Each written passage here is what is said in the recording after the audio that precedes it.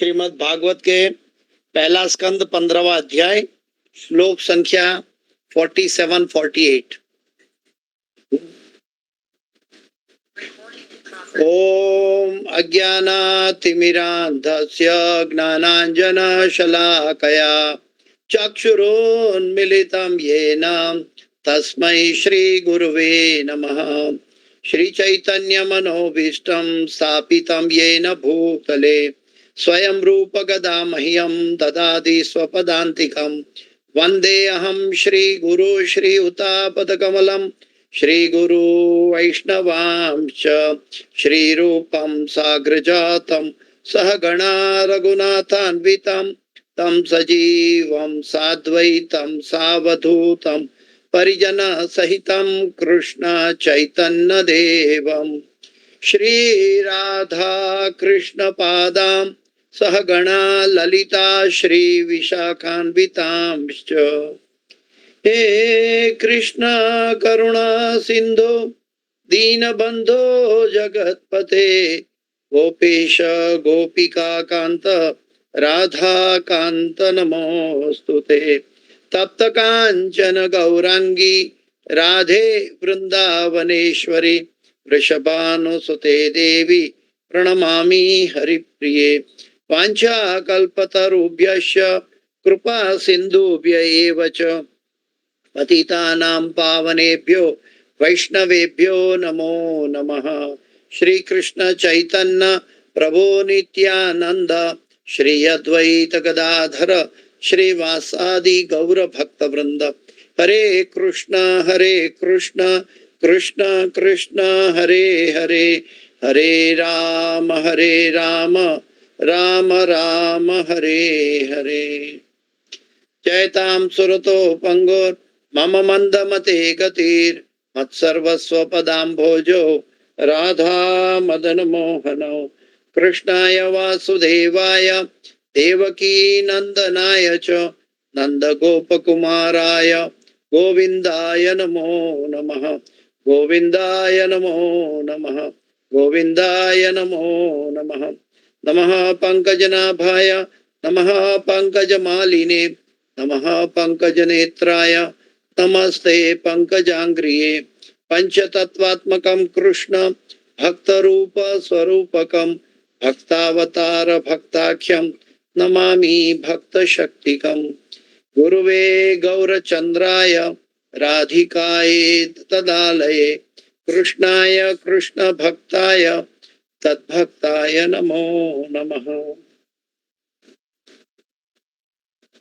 ओम विष्णुपदाय कृष्ण पृष्ठाय भूतले श्रीमदे जय पताका स्वामी नामिने नमः। आचार्य पदाय नीताय कृपा प्रदायिने गौर कथा धामदाय नगर ग्रामतारिणे नमः। ओम विष्णुपदाय कृष्ण पृष्ठाय भूतले श्रीमदे भक्ति वेदांत स्वामी नामिने नमस्ते सरस्वती देवे गौरवाणी प्रचारणे निर्विशेष शून्यवादी पाश्चात्य देशतारणे। जय श्री कृष्ण चैतन्य प्रभु नित्यानंद श्री अद्वैत गदाधर श्रीवासादि गौर भक्त वृंद। हरे कृष्ण कृष्ण कृष्ण हरे हरे, हरे राम राम राम हरे हरे। ओम नमो भगवते वासुदेवाय, ओम नमो भगवते वासुदेवाय, ओम नमो भगवते वासुदेवाय। नारायणं नमस्कृत्यं नरं चैव नरोत्तमं देवीं सरस्वतीं व्यासं ततो जयमुदीरयेत्। नष्टप्रायेषु अभद्रेषु नित्यं भागवत सेवया भगवते उत्तम श्लोके भक्तिर्भवति नैष्ठकी। हरे कृष्ण। तो श्रीमद् भागवत की कक्षा में सभी भक्तों का स्वागत। इस श्रीमद् भागवत पहला स्कंद अध्याय 15 पांडवों की सामयिक निवृत्ति के अंतर्गत श्लोक संख्या 47 और 48 47-48।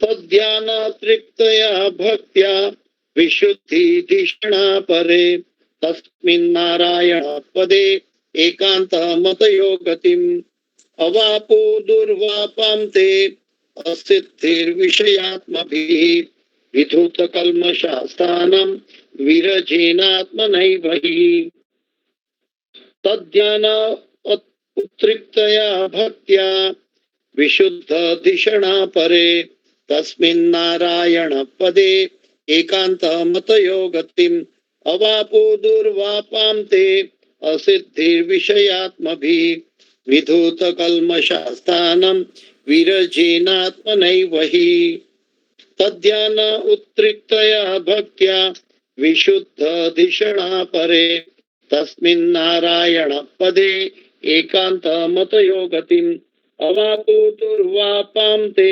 असिद्धिर्विषयात्मभिः विधूतकल्मषास्थानं विरजेनात्मनैव हि। कोई दोहराना चाहेगा? हरे कृष्ण प्रभु जी। तद्ध्यान उत्तृप्तया भक्त्या विशुद्ध विषणा परे तस्मिन् नारायण पदे एकान्तमतय गतिम् अवापो दुर्वापां ते असद्भिः विषय आत्मभिः विधूत कल्मषास्थानं विरजेनात्मनैव हि। हरे कृष्ण।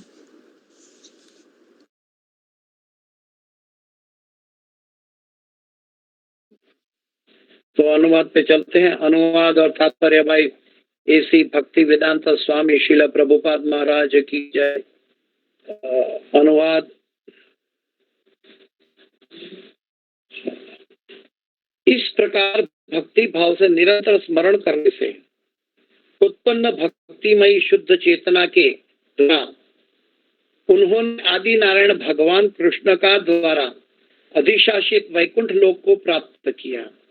ये वैकुंठ लोक केवल उन्हें प्राप्त होता है जो अविचल भाव से एक परमेश्वर का ध्यान धरते हैं।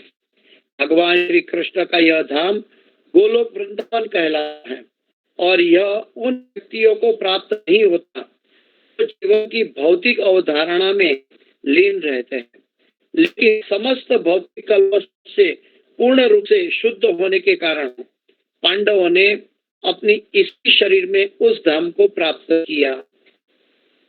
फिर से मैं अनुवाद पढ़ता हूँ। इस प्रकार यानी कि पिछले श्लोक का कनेक्शन है। महाराज युधिष्ठिर के छोटे ने देखा कि कलयुग का पहले से ही संसार में पदार्पण हो चुका है और राज्य नागरिक पहले से ही अधर्म द्वारा प्रभावित है। अतएव उन्होंने अपने बड़े भाई यानी युधिष्ठिर भाई का युधिष्ठिर महाराज का चरण चिन्हों का अनुगमन करने का निश्चय किया। उन्होंने धर्म के सारे नियम संपन्न कर लिए थे। उनका यह निश्चय किया कि भगवान श्री कृष्ण के चरण कमल सबों के चरम लक्ष्य है। अतः उन्होंने बिना व्यवधान के उनके चरणों का ध्यान किया और फिर इस प्रकार आज का श्लोक भक्ति भाव से निरंतर स्मरण करने से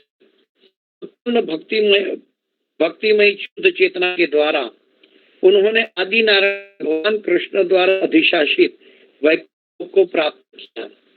यह वैकुंठ लोक केवल उन्हें प्राप्त होता है जो अविचल भाव से एक परमेश्वर का ध्यान करते हैं। भगवान श्री कृष्ण का धाम गोलोक वृंदावन कहलाता है और यह उन व्यक्तियों को प्राप्त नहीं होता जो जीवन की भौतिक अवधारणा में लीन रहते हैं, लेकिन समस्त भौतिक कल्मश से पूर्ण रूप से शुद्ध होने के कारण पांडव ने अपने इसी शरीर में उस धाम को प्राप्त किया। तो भगवान की प्राप्ति कैसे होती है? भगवान के पार्षद भगवान के बिना नहीं रह सकते। भगवान ने अपने इस धाम से जाने के पूर्व अपने सभी पार्षद जो यदुवंशियों के नाम से प्रसिद्ध थे, ये सभी को एक या दूसरे कारण दिखाकर वो भगवत धाम चले गए। उसके बाद भगवान ने मुझे भी जाना है और भगवान ने भी अपना देह त्याग कर दिया। देह त्याग नहीं वास्तव में, क्योंकि भगवान को देह चिन्ह होता है, इसलिए मनुष्य की तरह देह त्याग नहीं करते। मतलब इस संसार से उनका प्रागट्य अंतर ध्यान हो गया। जैसे सूरज देवता है, सूर्य एक देवता है, तो भी वो शरीर नहीं छोड़ता, अंतर ध्यान हो जाता है शाम को, रात को, और सुबह में फिर प्रकट हो जाता है।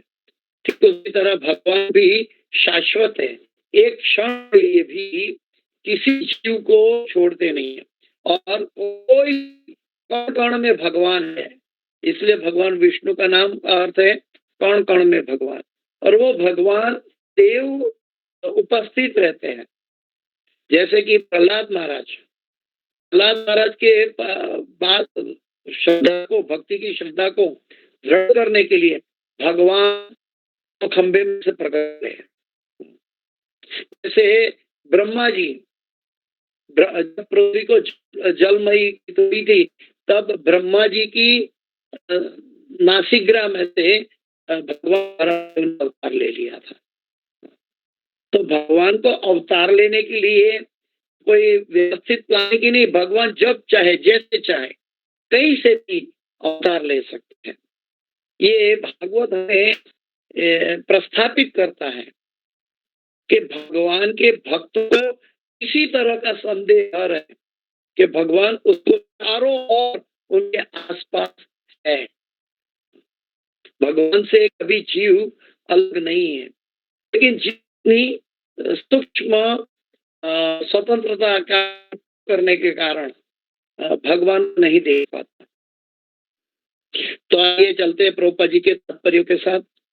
पति का तात्पर्य बहुत सटीक है और इसमें समझने की बात है जो भगवद गीता की बात बताई गई है। श्रील जीव गोस्वामी के अनुसार, जीव गोस्वामी भी गौड़ी संप्रदाय में देखे श्री कृष्ण चैतन्य महाप्रभु के अवतार में एक तरह से वृंदावन दास ठाकुर और कृष्णदास कविराज गोस्वामी और जीव गोस्वामी, ये सब वास्तविक शास्त्र हम सबके लिए छोड़ के गए हैं। तो जीव गोस्वामी के अनुसार यदि कोई व्यक्ति सत्व, रजो तथा तमो गुणों से मुक्त हो तथा अध्यात्म में स्थित हो तो वह शरीर परिवर्तन हुए बिना ही जीवन की चरम सिद्धि प्राप्त कर सकता है। जीव गोस्वामी कहते हैं ऐसा नहीं कि भगवान की प्राप्ति के लिए हमें मरना पड़ता है, नहीं।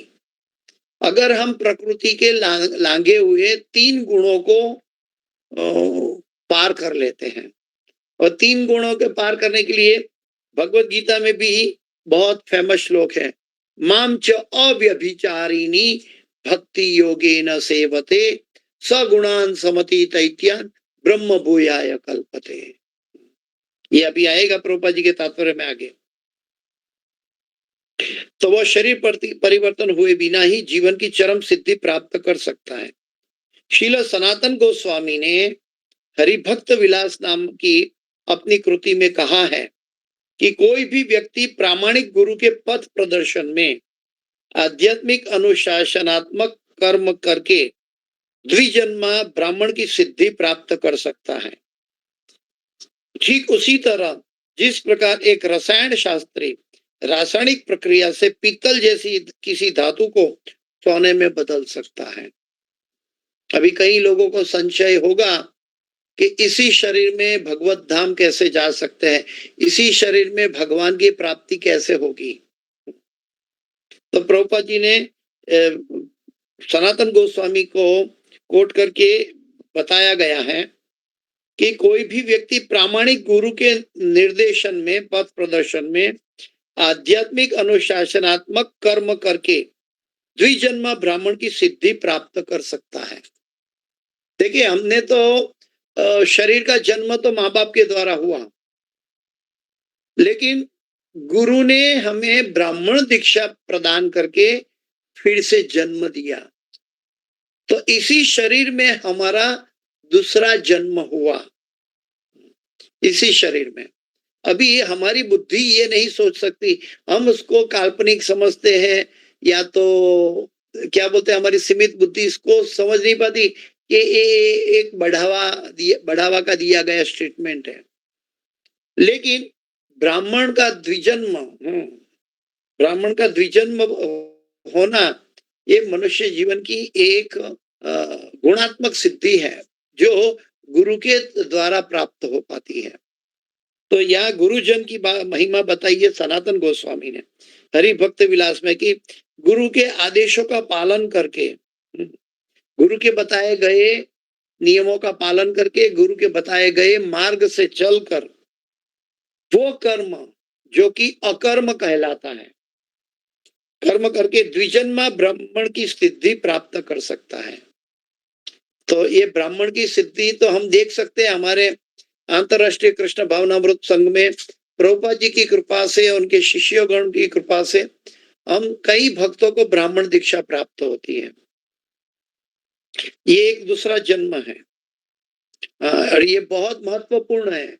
प्रभुपाद जी ने कहा है कि मनुष्य जीवन, जिसने मनुष्य के शरीर में जन्म लिया है, उनको जीवन में कम से कम ब्राह्मण स्तर तक उन्नति, भक्ति में उन्नति करनी चाहिए, कम से कम।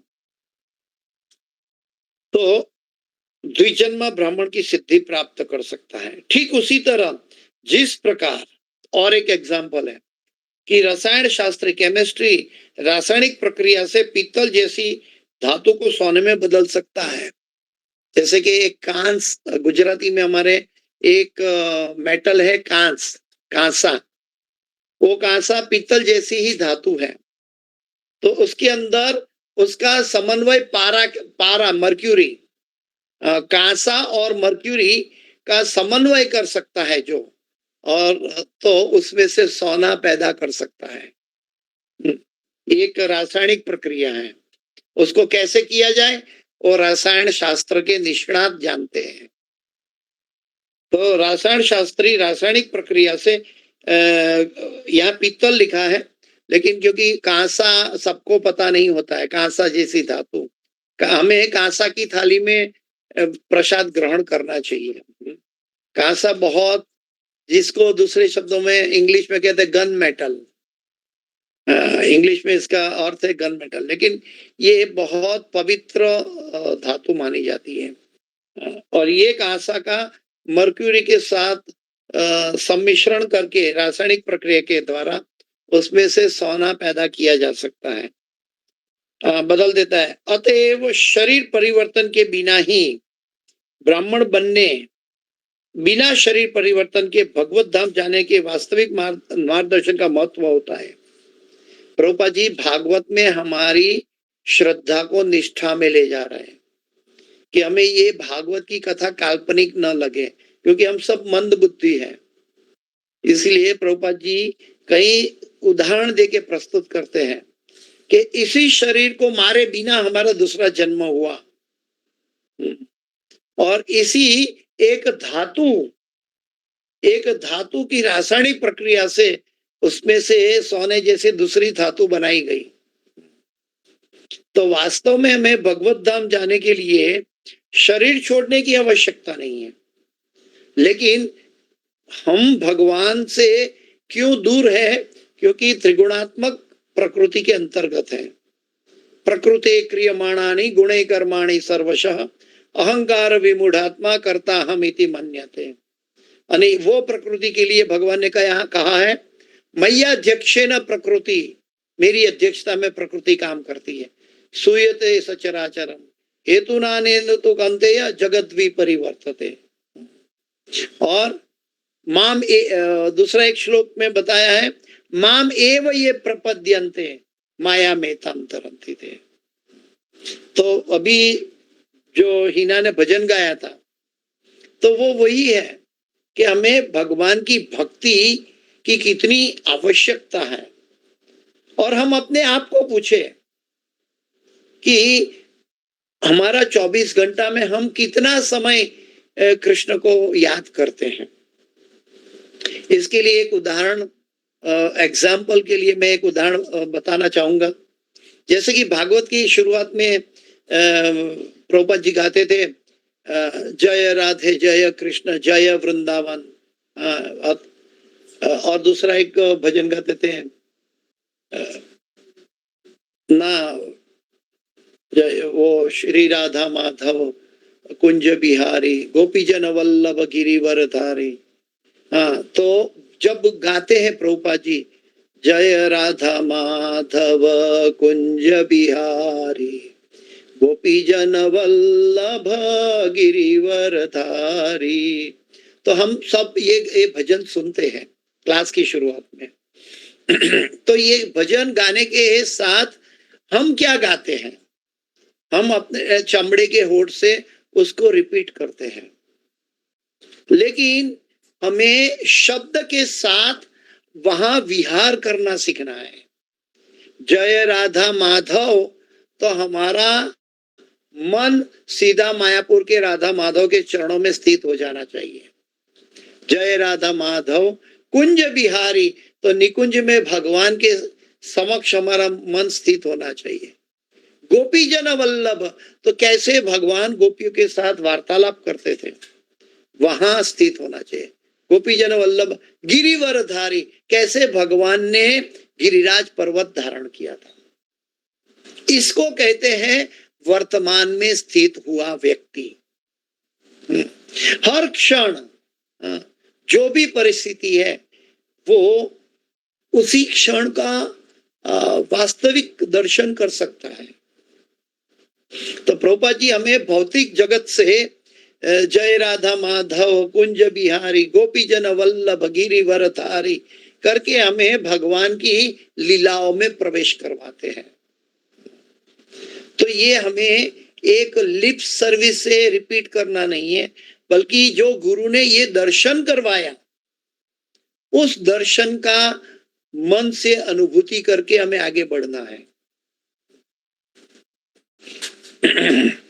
अतएव शरीर परिवर्तन के बिना ही ब्राह्मण बनने या बिना शरीर परिवर्तन के भगवत धाम जाने में वास्तविक मार्गदर्शन का महत्व होता है। वास्तविक मार्गदर्शन का महत्व होता है जो हमारे दीक्षा गुरु की कृपा से मिलता है, जो प्रभुपाद जी की और दीक्षा गुरु की कृपा से मिलता है। उनका मार्गदर्शन है हमें 4 नियमों का पालन करके। इससे हमें क्या होगा, 4 नियमों का पालन क्यों करना है, क्योंकि कली से हम मुक्त हो जाएंगे। और फिर क्या करना है, भगवान का नाम जपना है। भगवान का नाम क्यों जपना है, क्योंकि गीता में भगवान कहते हैं सर्व धर्मान परित्यज्य मामेकम शरणम व्रज अहम त्वा सर्व पापेभ्यो मोक्षयिष्यामि मा शुच। हम गुरु के आदेश से 4 नियमों का पालन किया, लेकिन हमारे पहले किए गए पापों का क्या होगा। तो वो पापों से भी निर्मल होने के लिए गुरुजन हमें महामंत्र का जप करवाते हैं। वो जप के अंदर इतनी आध्यात्मिक शक्ति है कि न केवल वो पाप से हमें निर्मल करते हैं, बल्कि हमें भगवत प्रेम जगाते हैं, हमारे हृदय में भगवत प्रेम जगाते हैं। यहाँ पांडवों के अनुसरण करके, पांडवों के पद चिन्हों को देखकर हमें समझना चाहिए कि भगवान के बिना मेरा अस्तित्व का क्या फायदा। जो क्षण बीत रही है उस क्षण कृष्ण के नाम के बिना चली गई तो वो क्षण क्या काम की। भजहु रे मन श्री नंद नंदन अभय चरणारविंद रे दुर्लभ मान जन्म सत्संगे। तो ये हमें सीखना है और इसके लिए हमें अपने मन से धीरे धीरे स्थूल रूप से माइन्यूट एनालिसिस में जाकर हमें भगवान का सदैव दर्शन करना है। कई बार कई भक्त कहते हैं कि हम साल में कार्तिक में वृंदावन जाते हैं और हमारी बैटरी चार्ज हो जाती है। बैटरी चार्ज कैसे होती है, जो वृंदावन में भगवान की सेवा भक्ति की राधा रानी अधिष्ठात्रा देवी है, राधा रानी की कृपा हुई उस जीव पर और वो जो दर्शन किया उन्होंने भगवान का, उन्होंने अपना हाथों से भगवान को दिया अर्पण किया। हाँ, वो भगवान का दर्शन अगर वो फिर से कहीं भी जाकर याद करेगा तो वो वापस वृंदावन में स्थित हो जाएगा। गीता में भगवान कहते हैं वास्तव में हम कहाँ हैं, हम भागवत क्लास में हैं या हमारा मन के क्लास में है। हमारा मन जहां है वहां हम स्थित है। हमारा स्थूल शरीर तो भागवत क्लास में उपस्थित हो सकता है, लेकिन हमारा मन कहाँ है? अभी स्थूल शरीर और मन दोनों एक तरह से हमारा शरीर ही है। एक स्थूल शरीर है और दूसरा सूक्ष्म शरीर है। अभी सूक्ष्म शरीर हमारे 8 तत्वों का, जो पृथ्वी, जल, अग्नि, वायु, आकाश, मन, बुद्धि, अहंकार, ये 8 तत्वों का बना हुआ शरीर है। इस शरीर के अंदर एक तत्व ऐसा है जो एक्सपांड होता है, और वो है मन। वो आप अहमदाबाद में बैठे हो, अहमदाबाद में बैठे बैठे आप जय राधा माधव सुनकर राधा माधव के दर्शन मायापुर में कर सकते हो। उसी क्षण अगर आप वृंदावन के राधा श्याम सुंदर को याद करो, कृष्ण बलराम को याद करो, तो आप वृंदावन में स्थित हो सकते हो। स्थूल शरीर से वृंदावन में रहना और मन से वृंदावन में रहना दोनों अलग बात है। जो भगवान के शुद्ध भक्त हैं, वो दुनिया में कहीं भी विचरण करें, वो वास्तव में तीर्थ लेकर घूमते हैं। उनको दर्शन करने मात्र से हमें तीर्थ का दर्शन की पुण्य प्राप्त हो जाता है। शुद्ध भक्तों का प्रभुपाद जी अमेरिका गए थे, लेकिन वो अपने साथ वृंदावन को लेकर गए थे। तो हमें स्थूल अनुभव से ऊपर उठना होगा। हमें मन की अभिलाषाओं से ऊपर उठना होगा, क्योंकि मन प्रकृति के 3 गुणों द्वारा कलमशग्रस्त है। और भगवान कहते हैं मेरे पास आना है तो आपको एक्सपांड, आपको एक मैंने सॉफ्टवेयर दिया है जो एक्सपांड हो सकता है, और वो सॉफ्टवेयर आप मेरे साथ कनेक्ट कर दो, और वो सॉफ्टवेयर मन कृष्ण को दे दो। मन मना भव मद भक्तो मद्याजी माम नमस्कुरु मामे वश्यश्री सत्यम ते प्रति जाने प्रियोसी में। हार्डवेयर कितना भी एडवांस क्यों ना हो, लेकिन सॉफ्टवेयर अगर सही तरह कल्प्रिट है तो वो हार्डवेयर क्या काम का रह जाएगा। कंप्यूटर में, फोन में भी हम देखते हैं सॉफ्टवेयर करप्ट हो जाने से हमारा काम नहीं चलता। वैसे हमारा मनुष्य जीवन में भी भगवान ने एक सॉफ्टवेयर दिया है, मन रूपी सॉफ्टवेयर है। और हमारे जीवन में जो जो आंखों की अभिलाषाएं हैं, जो जो हम कर्म करते हैं, ये सभी कर्म का बीज मन में पैदा होता है। कभी कभी हमारे पूर्व कर्म का फल भी होता है। तो ये मन के अंदर बीज होता है, और वो जो स्फुरित हो जाएगा तो हम वापस जहां है वहीं के वहीं रहेंगे। इसलिए क्यों ना सीधी फॉर्मूला कर दी जाए कि हमारे मन को ही कृष्ण को दिया जाए, क्योंकि भगवान ने तो लालटेन दिखाई है। जो मन अपने पास रखता है, वो मन के अंदर बहुत बड़े गहरे शत्रु बैठे हुए हैं, काम, क्रोध और लोभ, और ये हमें नरक में लेके जाने वाले शत्रु हमारे मन के अंदर छुप कर बैठे हुए हैं, जो दिखाई नहीं देते। लेकिन मन अगर कृष्ण को दे दिया जाए तो हमारी इच्छा भगवान की इच्छा में परिणित हो जाएगी।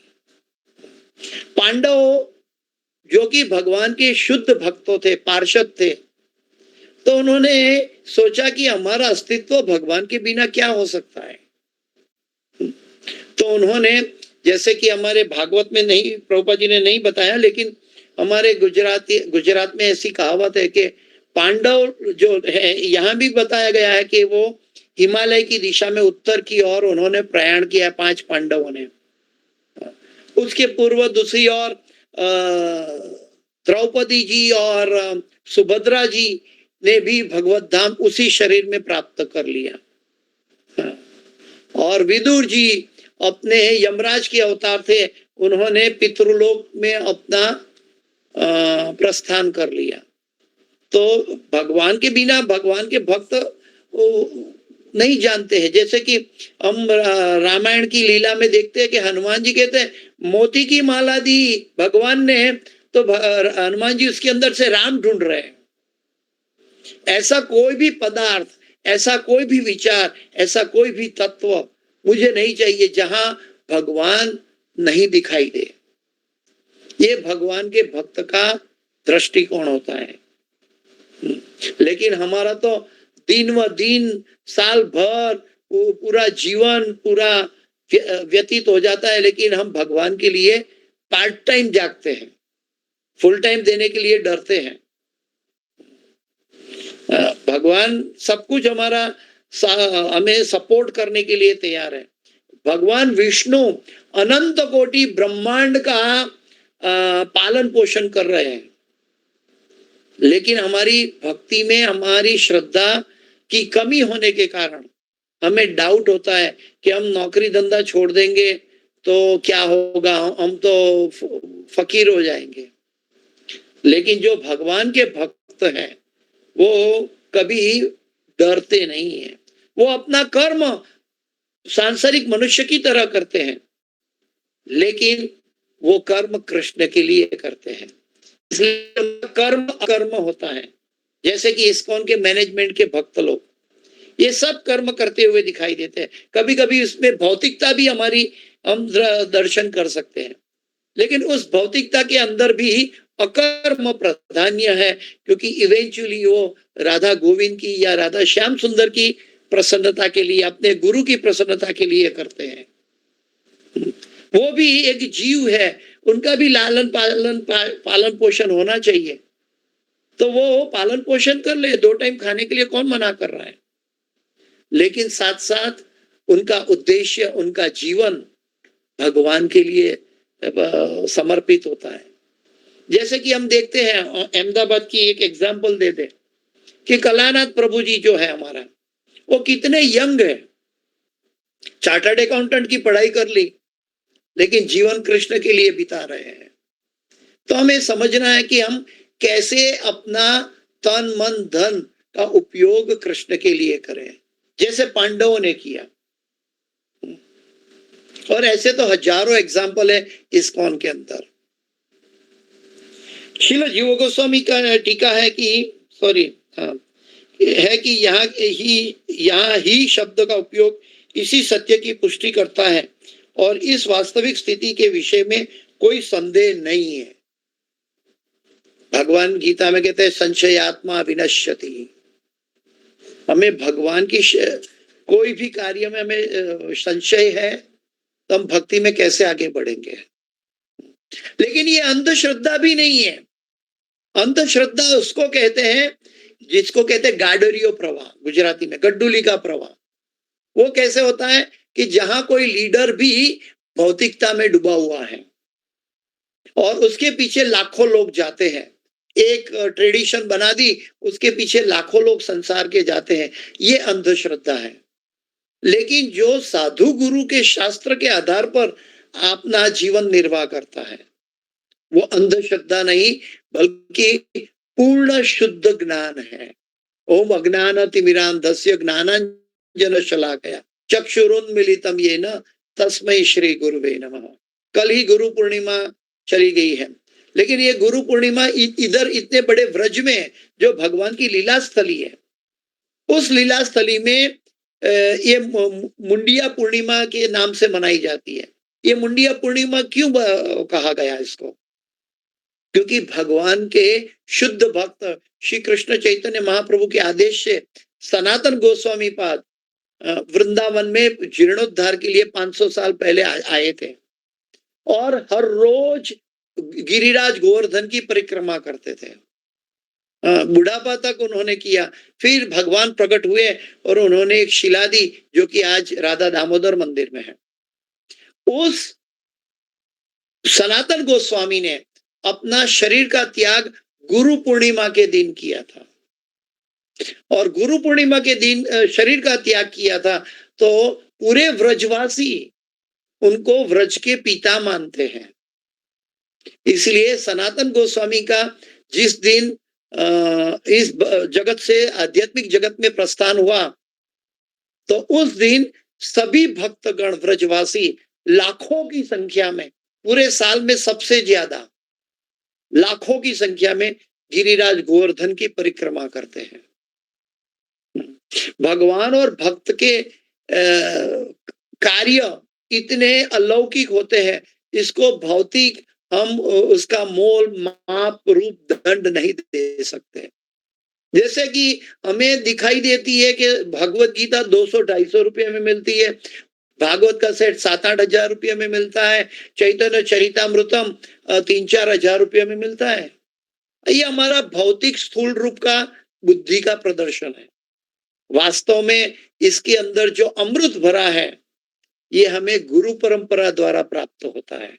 हम भगवत गीता लेकर भगवत गीता को स्वीकार नहीं सकते, हमारे जीवन में भगवत गीता प्रवेश नहीं कर पाएगी। कैसे प्रवेश कर पाएगी?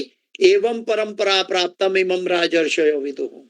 यहाँ पे जीव गोस्वामी और सनातन गोस्वामी इसी की बात कर रहे हैं कि हमें भगवत धाम जाने में वास्तविक मार्गदर्शन का महत्व होता है, और जो गुरुजन देते हैं, और गुरुजनों ने हमें यज्ञ करके दीक्षा देकर ये वास्तविक मार्गदर्शन दे दिया है कि प्रभुपाद जी की पुस्तकें पढ़े, 16 नाम हरि नाम जप करे, 4 नियमों का पालन करें और कृष्ण का प्रचार करें, कृष्ण भक्ति का। प्रभुपाद जी का पुस्तक वितरण हम नहीं जानते हैं कि ये तो स्थूल रूप है, हम थक गए, पुस्तक वितरण करके आए, थक गए, नहीं। लेकिन हमने क्या पाया, ये तो गुरुजन और भगवान जानते हैं। एक पुस्तक वितरण की चाहे 100 पुस्तक वितरण की, लेकिन हमारा मनोभाव जो है, लॉल्यूम कहाँ छुपा है? हमारे मनोभाव के अंदर। और उस मन प्रकृति के 3 गुणों को कैसे लांघ पाएगा? जब वो गुरु के निर्देशनों में भौतिक मिलावट के किए बिना की भक्ति करेगा। माम च अव्यभिचारिणी, अव्यभिचारिणी यानी कि भौतिक कलमश से मुक्त। और भौतिक कलमश क्या है? सत्वगुण, रजोगुण, तमोगुण। माम च अव्यभिचारिणी भक्ति योगेन सेवते सगुणान समतीत इत्यान ब्रह्म भूयाय कल्पते। तब हम ब्रह्म स्वरूप प्राप्त कर सकते हैं। ब्रह्म भूत प्रसन्नात्मा न शोचति न कांक्षति समः सर्वेषु भूतेषु मद भक्ति लभते परा। जो ब्रह्मभूत अवस्था ऐसी है कि उनके लिए इस दुनिया में उनका कोई शत्रु नहीं है, मित्र नहीं है। उनके लिए सभी जीव, चींटी से लेकर मनुष्य तक सभी जीव भगवान के अंश के समान के रूप में दर्शन करते हैं, सब में परमात्मा का दर्शन करते हैं। हमें तो चमड़े की आंखों मिली है, इसलिए हमें अंतः चक्षु से, शास्त्र चक्षु से देखना चाहिए। श्रील जीव गोस्वामी की टीका है कि यहाँ ही का शब्द उपयोग किया कि वो सत्य की पुष्टि करता है और इस वास्तविक स्थिति के विषय में कोई संदेह नहीं है। भगवत गीता 14:26 में श्रील जीव गोस्वामी के इस कथन की पुष्टि होती है, जब भगवान कहते हैं कि जो अविचल भाव से विधि पूर्वक भक्ति करता है, और अविचल भाव से यानी कि जिसको लगाव है वही अविचल रह सकता है। जिसको प्रेम का अनुभव होता है, जिसको आनंद का अनुभव होता है, वो सब कुछ छोड़ सकता है। वास्तव में जीव का स्वरूप क्या है? आनंदमयो अभ्यासात। हम आनंद की खोज में हैं, और जिसको आध्यात्मिक आनंद, शाश्वत आनंद प्राप्त हो जाता है, वो भला भौतिक के दलदल में क्यों फंसेगा? इसलिए गीता में भी भगवान कहते हैं परम दृष्टवा निवर्तते। इसलिए मैं भौतिक कलमश से उठने के लिए गुरु के आदेशों का, निर्देशनों का पालन करना चाहिए। पांडवों ने भी देखा अपने जीवन में कि भगवान कृष्ण अगर नहीं है तो हमारा जीवन का क्या मोल है। हम भी पूरा जीवन बिताते हैं, कृष्ण भक्ति जागृत उन्नत नहीं हो रही है, फिर भी हम सुषुप्त अवस्था में पड़े हैं। हमें 4-4 बार रिमाइंड करना पड़ता है, भागवत क्लास शुरू हो गया। ये हम सबकी परिस्थिति है। हमारे अंदर वो लॉल्यूम कहाँ है जो अविचल भाव से विधि पूर्वक भक्ति करता है?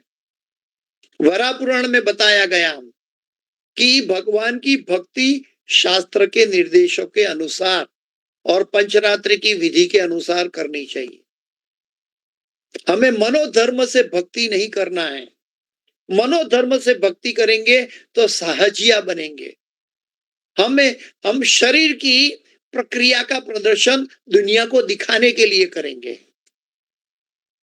पागलपन का दर्शन दुनिया को दिखाने के लिए करेंगे।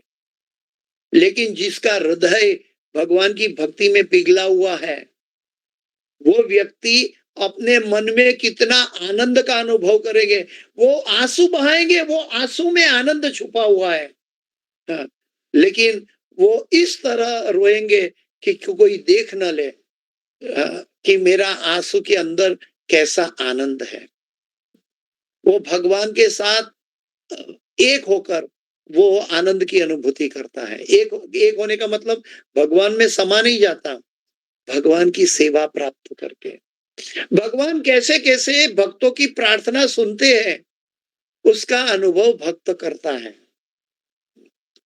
और वो भक्त जब भगवान को प्रार्थना करता है, भगवान को वो प्रार्थना सुननी पड़ती है।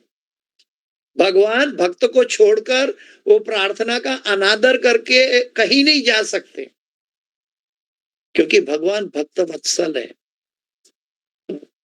और हमारी प्रार्थना प्रकृति के 3 गुणों के कलमशग्रस्त अवस्था में होती है।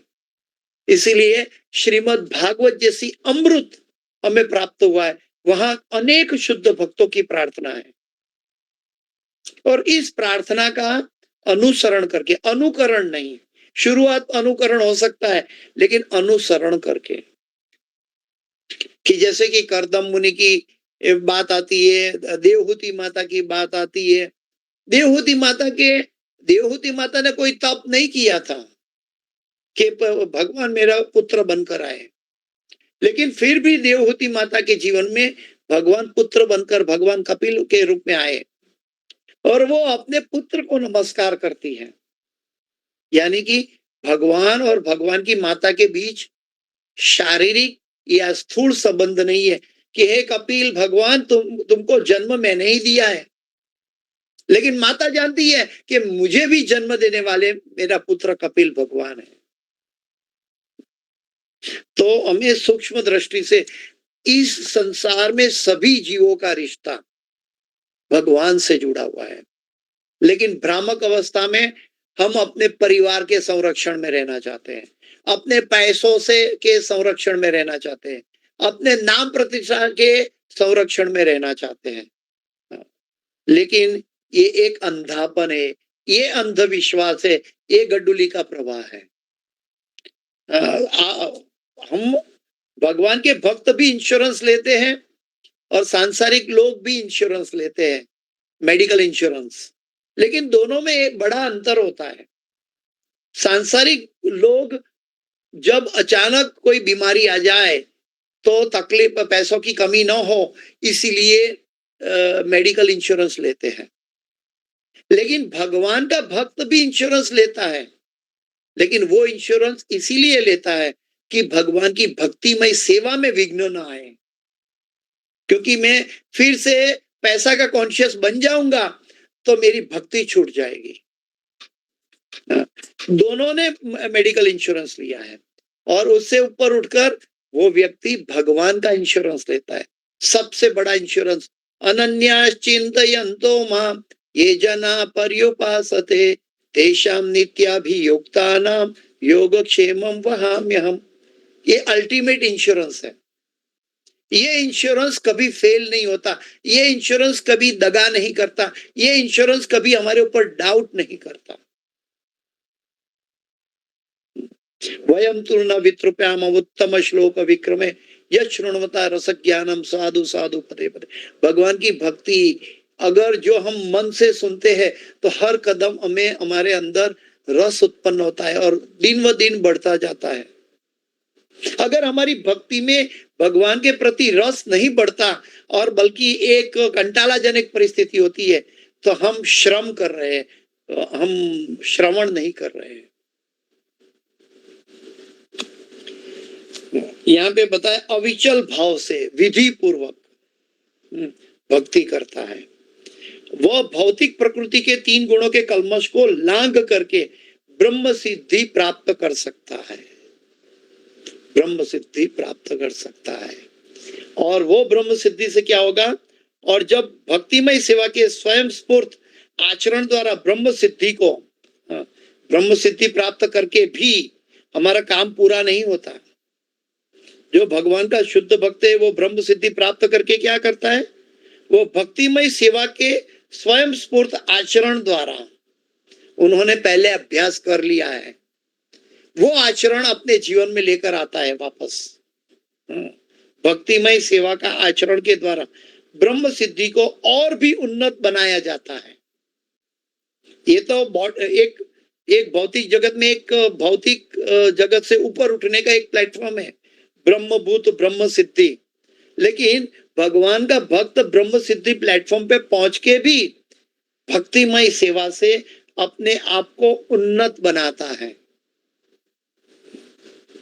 लेकिन प्रॉब्लम क्या है कि हम तो कहते हैं कि हमने दीक्षा ले ली है, हाँ प्रभु जी हमने ब्राह्मणिकल ले लिया है, लेकिन हमारे स्वभाव में, हमारे आचरण में कोई फर्क नहीं आता। ये तो स्थूल रूप में दीक्षा ली, वास्तविक दीक्षा गुरु महाराज क्या कहते हैं, जो दीक्षा को गुरु महाराज ने क्या क्या कहा है, the internal cultivation of external manifestation, वो दीक्षा है। हम एक्सटर्नल मैनिफेस्टेशन को दीक्षा कहते हैं, लेकिन इंटरनल कल्टीवेशन नहीं हो पाया है। इंटरनल कल्टीवेशन बहुत होना जरूरी है, क्योंकि हमारा कनेक्शन वो मन के साथ जुड़ा हुआ है। तो इसमें जरा भी संदेह नहीं रह जाता। याद रहे कि मन भी सूक्ष्म शरीर है, मन का हम सहारा लेता है, मन एक व्हीकल है। मन भगवान को सौंपना है, लेकिन भगवान हृदय में रहता है। दूसरे शब्दों में, जब मन की और हृदय की परिभाषा एक है, तब हम भगवान की इच्छा की ओर चल रहे हैं। जब मन का ओपिनियन और हृदय का ओपिनियन अलग होता है, तब हम द्वंद्व में फंसे हैं, भौतिक दशा में हैं। वास्तव में कहा गया कि जब हमारा मन और हृदय का ओपिनियन अलग अलग है, इसका मतलब हम पाप कर रहे हैं। जब मन और हृदय का ओपिनियन एक है, तब हम आध्यात्मिक उन्नति की ओर जा रहे हैं, साधु गुरु शास्त्र का पालन कर रहे हैं। ये वास्तविक दिशा है। आचार्यगण बताते हैं कि जीवन की सबसे लंबी यात्रा जन्म मृत्यु जरा व्याधि नहीं है। मनुष्य जीवन में सबसे लंबी यात्रा मन को हृदय तक पहुंचाना है। जब मन हृदय तक पहुंचेगा, तब हम वास्तविक जीवन सफल कर पाएंगे। क्योंकि जहां पे द्वैत है, ड्युअलिटीज है, वहां भेद है, और भेद है वहां भगवान नहीं है। भगवान तो एकाग्रता में है। तस्मात् एकेन मनसा भगवान सात्वताम पति श्रोतव्य कीर्तितव्यश्च ध्येय पूज्यश्च नित्यदा। भगवान को कैसे भगवान की कथा कैसे सुननी चाहिए? तस्मात् एकेन मनसा। और कैसे? भगवान सात्वताम पति ही, भगवान ही अल्टीमेट है, भगवान श्री कृष्ण। श्रोतव्य, जब श्रोतव्य करते हैं तब कृष्ण के बारे में ही सुनना है, वो तब एकाग्रता मिलेगी। श्रोतव्य कीर्तितव्यश्च, जब महिमा का गुणगान करते हैं, हमारी महिमा का नहीं, भौतिक लोगों का महिमा का गुणगान नहीं करना है, हमें भगवान की महिमा का गुणगान करना है। श्रोतव्य कीर्तितव्यश्च ध्येयश्च, ये हमारा अल्टीमेट ध्येय होना चाहिए। और पूज्यश्च, पूरे आदर सम्मान के साथ। और नित्यदा, एवरी टाइम, हर क्षण। ये ड्युअलिटी से बाहर आने का रास्ता है। हमारा कर्मणा मनसा वाचा की हम बात करते हैं, कहीं का ब्रह्मा की स्तुति में भी आता है। ये कर्मणा मनसा वाचा, ये तो ये भौतिक जगत है कि हम अलग अलग विचारों में पड़े हुए हैं। मन कुछ और कहता है, बोलते कुछ है, करते कुछ है। अभी हमें हमारी भी ऐसी दशा है, लेकिन हमें इस दशा से ऊपर उठकर हमें गुरु के निर्देशन में हमारा जीवन को ढालना है।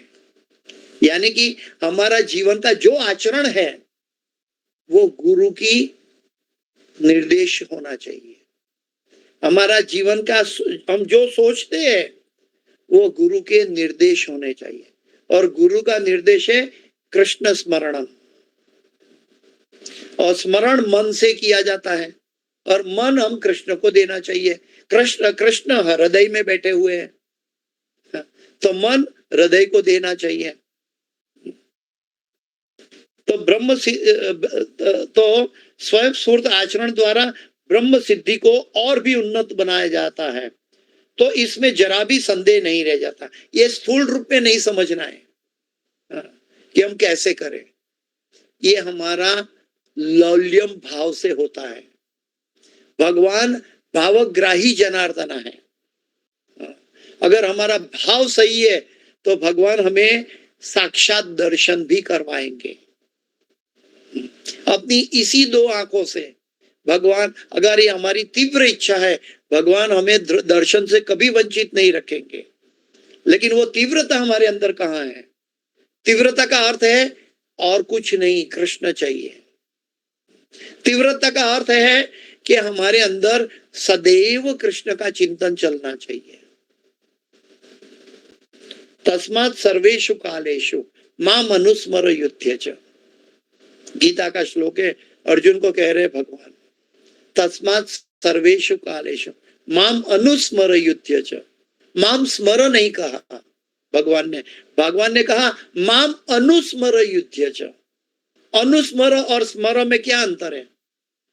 अनुस्मर का अर्थ है साधु गुरु शास्त्र द्वारा बताए गए निर्देश के अंतर्गत। ऐसा नहीं कि खाली स्मरण कर दे, मेरे मनोभाव में तो स्मरण होता है तो मैं अपना युद्ध करूं। नहीं, मनोभाव में तो प्रकृति के 3 गुणों के द्वारा कलमशग्रस्त है वास्तविक भौतिक जगत में। तो हमें अनुस्मरण करना है। तस्मात् सर्वेषु कालेषु माम अनुस्मर युध्यच मयि अर्पित मनोबुद्धि मामे वैश्यस असंशयः। मयि अर्पित मनोबुद्धि, मन और बुद्धि अगर भगवान को समर्पित हो गई है, मामे वैश्यस असंशय, तो उनको कोई भी संशय करने की चिंता की आवश्यकता नहीं है। भगवान उसका दौर संभाल लेंगे। वो चाहे कहीं भी कोई भी कार्य करता हुआ दिखाई दे, लेकिन उसमें कोई भी त्रुटि भी दिखाई दे, भगवान उसका दौर संभाल लेंगे। कैसे? मयि अर्पित मनोबुद्धि। तो इसमें जरा भी संदेह नहीं रह जाता कि उसे बिना शरीर परिवर्तन के गोलोक वृंदावन धाम प्राप्त होता है, जैसे कि नरसिंह मेहता को हुआ था। नरसिंह मेहता की पत्नी चली गई तो उन्होंने दुख व्यक्त नहीं किया। उन्होंने कहा भलू थयु भागी जंजाल सुखे भसी श्री गोपाल। उन्होंने कहा कि मेरी एक जिम्मेदारी थी वो पूरी हो गई, अभी तो मैं भगवान को मुक्त विहार में भगवान की भक्ति कर सकता हूं। और वो नरसिंह मेहता जंगल में निकल पड़े भगवान को ढूंढने के लिए, और जंगल की झाड़ी में उनको शिवलिंग मिला। वो कृष्ण भक्त थे, लेकिन वहां शिवलिंग मिला। वो नरसिंह मेहता शिवलिंग को आलिंगन कर रहे हैं, ओ मेरे प्रभु मुझे मिल गए, मेरे प्रभु मुझे मिल गए। और उसी भाव में वो मूर्छित हो गए नरसिंह मेहता, और मूर्छित हो गए। 3 दिन बिना पानी बिना जल मूर्छित अवस्था में शिवलिंग को आलिंगन करके पड़े रहे। और जब पड़े रहे तो भगवान शिव ने देखा कि कृष्ण भक्त जो है वो मेरी शरण में आया है, मुझे समर्पित हो चुका है, और मैं उनको रेसिप्रोकेट ना करूंगा तो क्या होगा? वो तो परम वैष्णव है, वो दयालु है। वो 3 दिन में भगवान शिव प्रकट हो गए नरसिंह मेहता के समक्ष, और नरसिंह मेहता को पूछा, उनको मूर्छित उनकी अवस्था से बाहर निकाला और पूछा क्या चाहिए तुम्हें? तो नरसिंह मेहता ने क्या किया? वो ब्रह्म सिद्धि प्राप्त कर ली थी, लेकिन उन्होंने फिर भक्तिमय सेवा से अपने आप का आचरण कैसे किया? तो नरसिंह मेहता ने तुरंत जैसे भगवान शिव ने पूछा तो नरसिंह मेहता ने कहा, आपको जो सबसे अच्छा लगता है, हाँ, उसका दर्शन मुझे करवाओ। और भगवान शिव तो रास लीला का ध्यान करते हैं, और भगवान शिव रास लीला का ध्यान करते हैं, और भगवान शिव ने वचन दिया तो नरसिंह मेहता को उसी शरीर में उनको लेकर रास लीला का दर्शन करवाया। ये वास्तविक इतिहास है हमारे गुजरात का। तो ब्रज में भी ऐसे हजारों लाखों भक्तों का डेली अलग अलग अनुभव होता है, और भगवान उनकी हर अभिलाषा पूरी करते हैं। हम बाय चांस मन में कुछ विचार आ जाता है और वो उसे प्राप्त हो जाता है, फिर वो पश्चाताप करता है कि इसकी जगह मैंने भगवान को याद कर दिया होता तो भगवान मिल जाते थे मुझे। मैंने ये कुछ भौतिक इच्छा प्रकट की और भौतिक पदार्थ प्राप्त हो गया, क्या फायदा? भगवान भक्त की इच्छा पूरी करते हैं। ध्रुव महाराज ने सकाम कर्म से भगवान की प्रार्थना की, भगवान ने ध्रुवलोक दे दिया, लेकिन प्रहलाद महाराज को वैकुंठ में भेज दिया। तो हमारा जैसा आचरण, हमारी कृष्णा कॉन्शियस का अर्थ है कि ये एक यात्रा है, हमें अनुभव से सीखना है। ये 1 घंटे की स्टडी हमें 24 घंटे में इसकी प्रैक्टिकल एक्सपीरियंस करना है।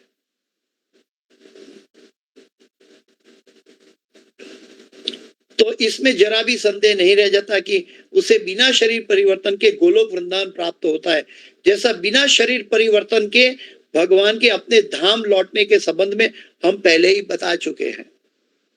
इवन सुभद्रा जी ने, द्रौपदी जी ने भी सशरीर भगवत धाम प्राप्त किया, और पांडवों ने भी हिमालय की ओर प्रस्थान करके सप्त वसुधारा है, गुजरात में कहते हैं, गुजराती में कहते हैं हिमाड़े हाड गाड़वा गया, लेकिन वास्तव में वो उत्तर दिशा में जहां बद्री नारायण धाम स्थित है वहां सप्त वसुधारा है, वहां तक पांडव गए थे भगवान का सानिध्य प्राप्त करने के लिए। तो हम कह सकते हैं कि माना गांव से भी आगे दिखता है, दूर माना गांव से ये सप्त वसुधारा का दर्शन होता है। माना गांव बद्रीनाथ से 2 किलोमीटर की दूरी पर है। तो मेरा कहने का तात्पर्य ये है कि हम इसी शरीर में भगवान की अनुभूति कर सकते हैं। ऐसा नहीं कहीं हमारे अंदर एक भावना है कि मरने के बाद भगवान का दर्शन होगा। भगवान का दर्शन तो भगवान के भक्त यहाँ होकर गदगद होते हैं। कई भक्तों का अनुभव है, लेकिन वो शेयर नहीं करते हैं, क्योंकि वो नहीं चाहते उनकी एकाग्रता दूसरों में वितरित हो जाए। ये तो प्रभुपाद जी जैसे सिंह है, हमारे पास लायन गुरु है कि प्रभुपाद जी हम सबको अपना अनुभव, अपनी दिशा शास्त्रों के जरिए हमें टॉर्च लाइट से प्रकट करते हैं। तो हमें समझना है कि प्रभुपाद जी ने ये तात्पर्य में लिखा है, कोई काल्पनिक कथाएं नहीं लिखी है, न कोई गड्डुली का प्रवाह लिखा है। प्रभुपाद जी ने कर्तव्य निष्ठा से सबको शुद्ध भक्त बनाने की दिशा में आगे लेकर गए हैं, और प्रभुपाद जी का उद्देश्य है सभी जीवों का कल्याण हो।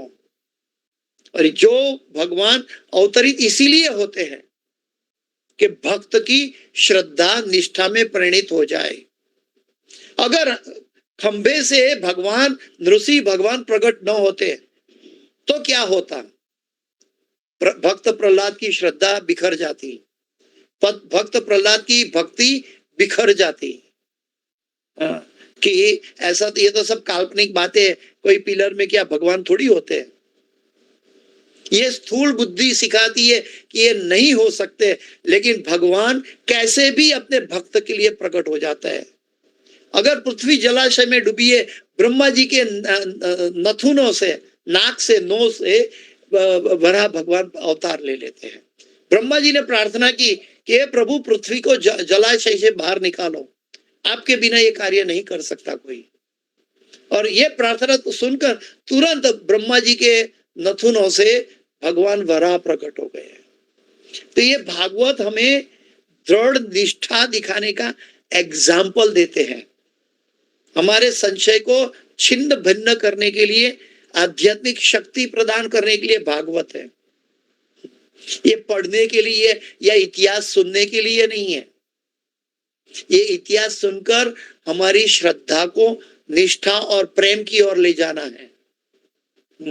भगवान का प्रेम तो सदैव बह रहा है, इसीलिए तो हम सांस ले पा रहे हैं, इसीलिए तो हम बोल पा रहे हैं, इसीलिए तो हम समझ पा रहे हैं, इसीलिए तो गुरुजन मिले हैं, इसीलिए तो भागवत मिला है, इसीलिए तो हम सुन सकते हैं। कहाँ नहीं होती भगवान की अनुभूति। लेकिन कर्मठ व्यक्ति करता है, करता हम इति मन्यते। मैं भागवत का क्लास लेता हूं, मैं भागवत क्लास अटेंड करता हूं, ये सब हम नहीं कर रहे। हम क्या कोई फिलिप्स के स्पीकर को हार पहनाते हैं? हम तो वो भागवत में गुरुजन भागवत आसन पर बैठे उनको हार पहनाते हैं। वो स्पीकर फिलिप्स का हो तो फिलिप्स के ऊपर हार थोड़ी पहनाते हैं।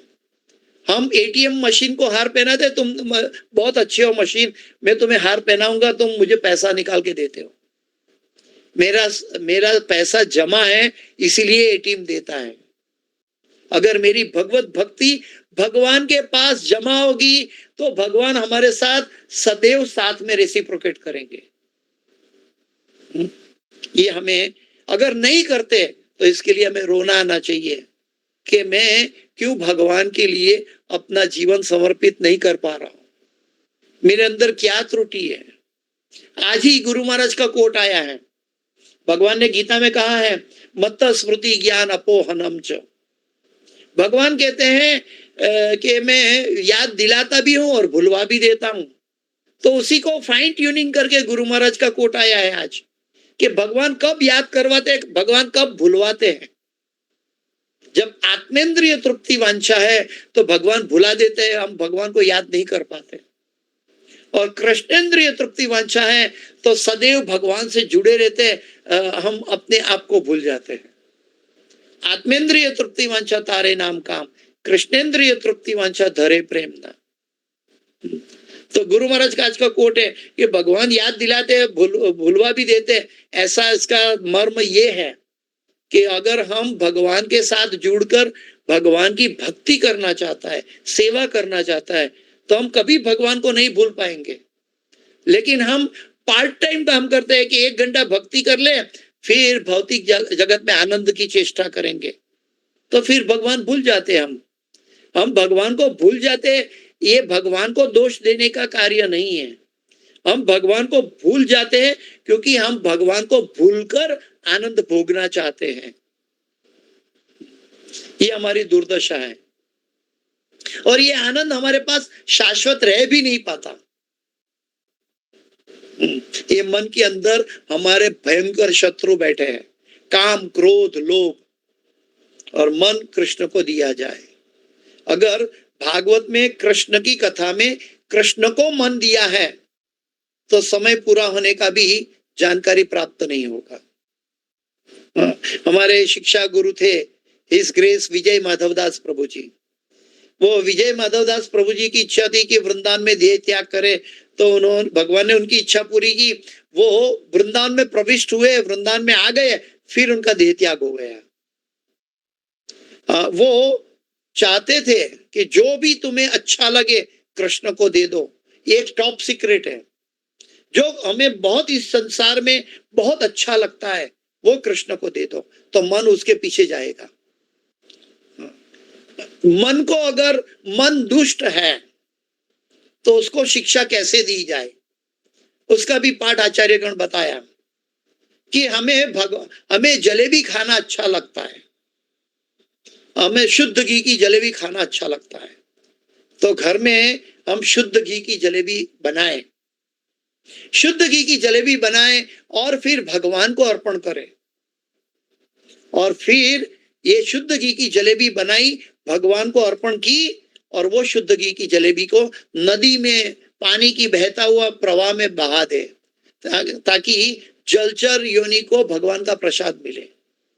हमारे मन को कुछ न दे, हमारी जिह्वा को न दे, क्योंकि हम आसक्त हो जाएंगे।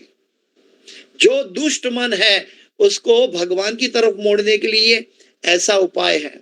हमारे आचार्यगण भगवान की भक्ति करते समय, जगन्नाथ दास बाबा जी थे, अपना जूता बाजू पर लेकर बैठते थे और भगवान की भक्ति करने के समय अगर मन कहीं भागा तो तुरंत अपने मन को, दुष्ट मन को अपना जूता उठाकर अपने सर पे मारते थे, फिर शुद्धिकरण करते थे, फिर भगवान की सेवा में लगते थे। ये एक एग्जाम्पल है, एक नाटक नहीं है। लेकिन सहजिया उसको देख के नाटक करेंगे, वो स्थूल शरीर का प्रदर्शन दिखाएंगे और देखेंगे, टेढ़ी आंख करके देखेंगे लोग मुझे देख रहे हैं कि नहीं। ये सहजिया का दर्शन है। लेकिन जो भगवान के भक्त हैं ऐसा दर्शन नहीं करते। गुरुजन ऐसा दर्शन करके हमारा कल्याण के लिए हमें रास्ता दिखाते हैं, वो प्रदर्शन नहीं करते। गुरुजन अध्यात्म का आचरण करते हैं, इसलिए आचार्य कहलाते हैं। हम आचरण किए बिना गुरु के निर्देशों पे चलते हैं, इसलिए हम आचार्य नहीं कहलाते, हम दास हैं। लेकिन हमारा दृष्टिकोण ऐसा होना चाहिए कि गुरु के निर्देशन में हमारा जीवन का भाव हो। समय पूरा हो चुका है, इसलिए मैं अपनी वाणी को विराम देने जा रहा हूं।